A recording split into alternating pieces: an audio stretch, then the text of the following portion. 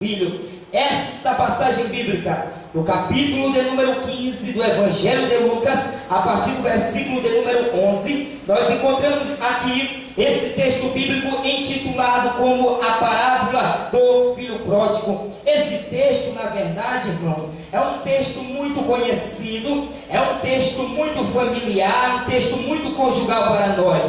Todos nós já tivemos a oportunidade de ler ou até mesmo de ouvir alguém pregar, alguém ensinar alguma coisa concernente a esta narrativa bíblica. E nós sabemos perfeitamente que o segredo da interpretação desse texto bíblico está exatamente na sua linguagem figurativa. Nós sabemos que dentro de uma linguagem figurativa, o Pai aqui representa o Senhor Deus. Os dois filhos representam nós. E a casa do Pai representa a igreja. Este é o ponto de partida para a compreensão do significado desta parábola em uma linguagem figurativa. O Pai representa o Senhor Deus. Os dois filhos representam nós e a casa do Pai representa a igreja. Então, dado a este conhecimento, deixe-me sintetizar esta narrativa bíblica. A palavra do Senhor nos conta aqui o caso de um homem próspero, um homem rico, um homem que tinha um bom patrimônio. Este homem, ele tinha dois filhos. E o filho mais novo chegou diante dele e disse: Pai, dá-me parte dos bens da fazenda que me pertence. E diz-nos a Bíblia que o pai fez a divisão, o pai fez a repartição dos seus bens materiais para com seus dois filhos. O filho mais novo, ele pegou tudo aquilo que tinha, pegou toda a sua herança e saiu da casa do pai. Foi viver fora da casa do pai. Não demorou muito tempo. Ele gastou tudo aquilo que tinha e logo começou a padecer necessidade. E ninguém lhe ajudava. Até que um certo cidadão teve dó do rapaz, pegou ele e o colocou no campo para que ele viesse apacentar os porcos. E a Bíblia diz, pastor Dionísio, que era tão sofrida, era tão precária a situação daquele rapaz, que enquanto ele cuidava dos porcos, ele desejava comer a comida dos porcos. E em meio àquele sofrimento, em meio àquele padecimento, a voz da consciência falou mais alto.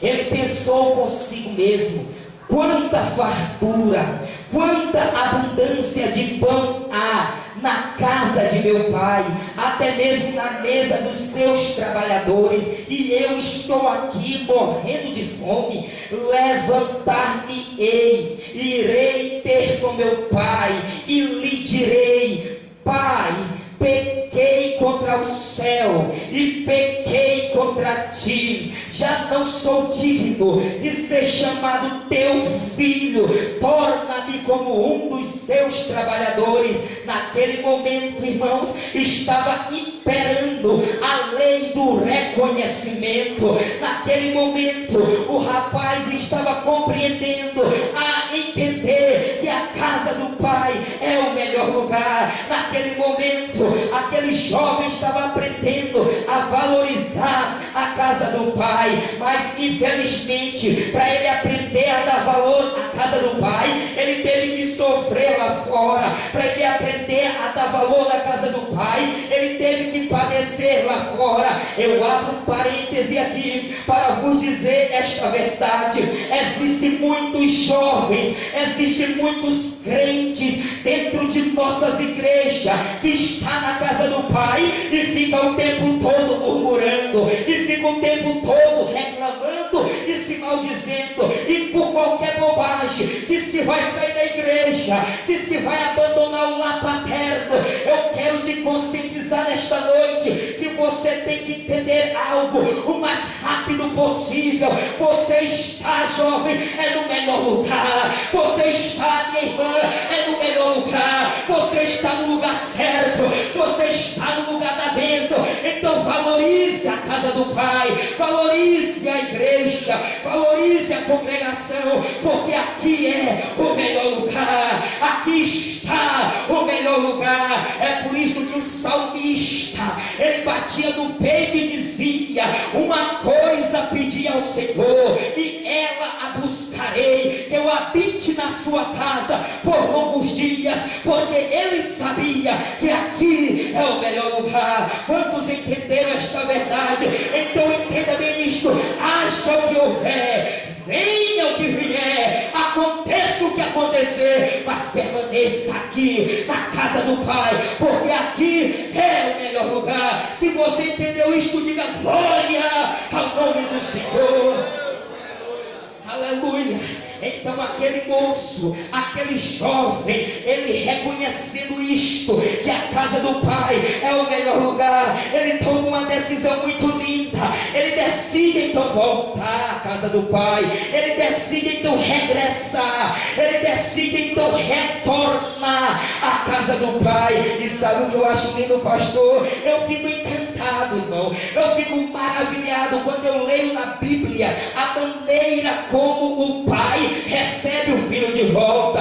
Eu fico emocionado quando eu leio na Bíblia a maneira como o Pai recepciona o seu filho que havia saído de casa. No versículo 19 do capítulo 15 aqui de Lucas, a Bíblia diz que quando o rapaz voltava, o pai o viu de longe e foi tocado, teve uma íntima compaixão. O pai o viu de longe. Por que o pai o viu de longe? Sabe por quê? Porque o pai já estava esperando o filho voltar. O pai já estava na expectativa, aguardando o retorno do filho. Para você ver, irmão, alguém de longe chegando na tua casa, no mínimo você tem que estar atento, no mínimo você tem que estar apercebido para poder enxergar alguém de longe. E quando a Bíblia diz que o pai viu o filho de longe, a Bíblia me faz entender que o pai já estava esperando o filho voltar, o pai já estava aguardando o filho voltar. E a Bíblia diz que o pai foi tocado,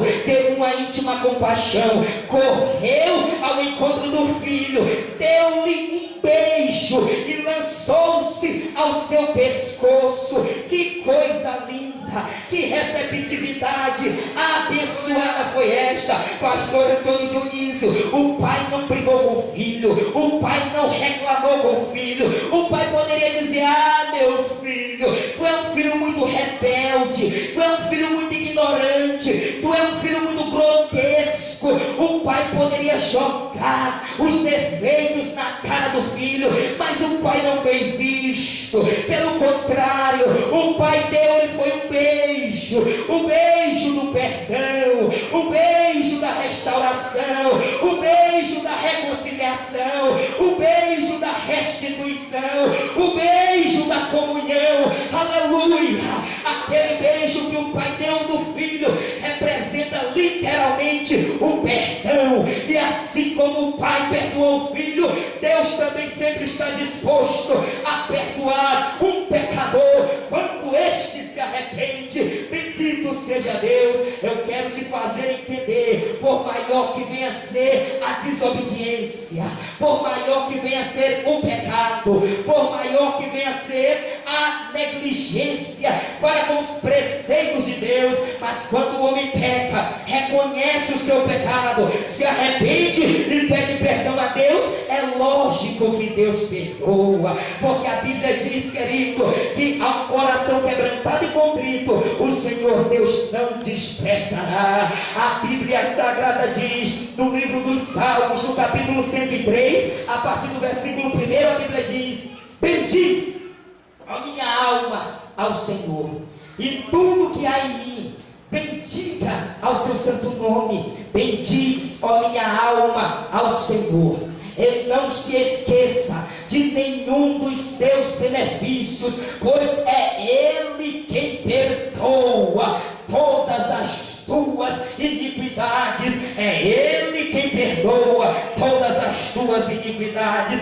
Deus tem o benefício do perdão, Deus tem a benevolência do perdão, Deus tem a bondade do seu perdão para conosco. Sabe por que eu lhe digo isto? Porque quando um novo convertido, principalmente este, quando peca, quando falha, quando cai em seu tropeço da vida, Satanás, o acusador, que acusa de dia e também de noite, começa a trabalhar na mente, porque Satanás é mestre em psicologia, ele sabe trabalhar no psicológico do ser humano, e Satanás começa a injetar algumas setas dizendo: olha, você errou, você caiu, você fracassou, então desiste da igreja, você não consegue ser santo, você não consegue ser fiel a Deus, já que você caiu, desiste, porque para você não tem mais jeito, para você não tem mais solução. Ei, isto é conversa fiada de Satanás,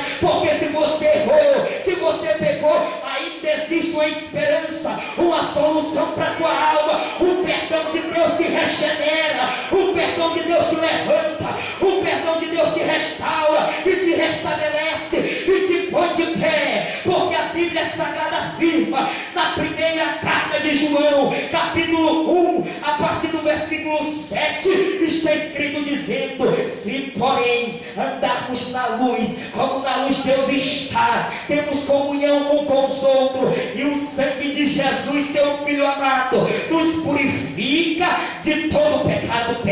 Que ainda continua dizendo: se nós dissermos que não temos pecado, somos mentirosos, enganamos a nós mesmos e não há verdade em nós. Mas se porém confessarmos os nossos pecados, Ele é fiel e justo para perdoar os pecados e nos purificar de toda injustiça. Eu posso lhe fazer um pedido? Acorda o irmão que está do seu lado aí, desperta ele e diga: irmão, existe perdão de Deus para nós, existe perdão de Deus para nós, o perdão de Deus que restaura, o perdão de Deus que renova, o perdão que purifica, o perdão que abençoa, o perdão que restitui. Se alguém entrou aqui com falhas espiritual, receba o perdão de Deus nesta noite. Glória a Deus, aleluia. Quem pode adorar a Deus por esta bondade, por este privilégio, por esta virtude, o perdão de Deus para nós. Arabashurianda rabanakasurianda rabashanda rabakai, o rabashuriando rakanakasurianda rabashanda rabakai, o rabashuka na rabakatuka na rabana rabashanda rabanai. Oh, que alegria! Oh, que graça de Deus! Oh, que unção de Deus eu sinto aqui! É a presença do Pai, é a presença do Pai. Oh, aleluia! Sinta a presença do Pai, sinta o conforto do Pai, sinta o toque do Pai, sinta o consolo do Pai, sinta a bênção do Pai. O Pai está aqui em nosso meio. Seja restaurado, seja abençoado, seja tocado, seja agora